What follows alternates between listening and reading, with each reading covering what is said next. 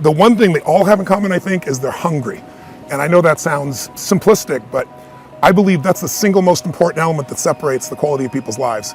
It's not just the ability to have hunger, but to sustain it. Hunger means that you want more. You want more of yourself. You want to make a bigger difference. You want to be a better parent. You want to do something more than there is today, and that you don't get satisfied. Most people start out with hunger at an early stage of life and they lose it. But the people that come to me are hungry either because something's happened, they've had a birthday with a 0 on it, they've gone through a divorce, they're starting a business and they know I've got to have a different level, or they're the best in the world and they're always looking for that edge that makes the difference. I think everybody is born with hunger. Like, there's a desire to grow, to expand, to learn, and then disappointment sets in early in life for most people. And then we look to blame something outside of ourselves. And there are many events in our lives that can affect us all. We've all had pain and challenges. But I think if you can find within yourself the part of you that wants to constantly give something more than yourself, if you can find a mission larger than yourself, then you're more pulled to do something than trying to push yourself. And pull has much more power than push. I always say motive does matter.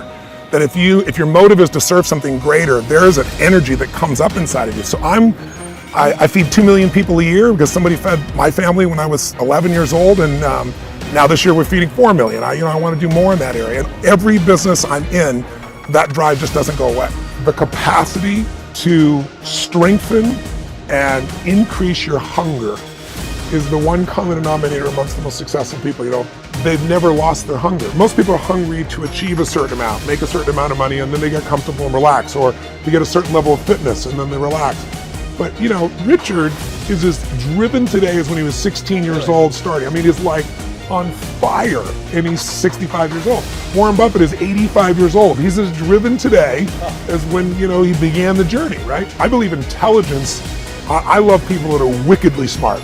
And I work to be wickedly smart by educating and training myself and so forth, and training my brain. There's a lot of intelligent people who can't fight their way out of a paper bag, right?